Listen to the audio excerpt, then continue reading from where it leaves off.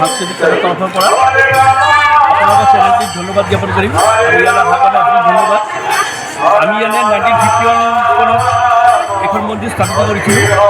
এতিয়া যোৱা 47 বছৰ ধৰি ইয়াত মহানাম কীৰ্তন অনুষ্ঠিত হয়। এবাৰ কেইবছৰীয়াকৈ আয়োজন কৰিছোঁ? এইবাৰ আমি 47 বছৰে আয়োজন কৰিছোঁ। কেইবছৰ হৈছে? 47 বছৰ। 47 বছৰ। কেইদিনীয়া কাৰ্যসূচীৰে পালন কৰিছে?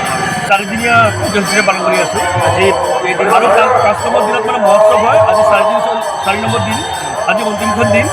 অহাকালি মানে মহাপ্ৰসাদ বিতৰণ কৰা হ'ব। অতিথি হিচাপে কোন আছিলে, কোন আহিছিলে?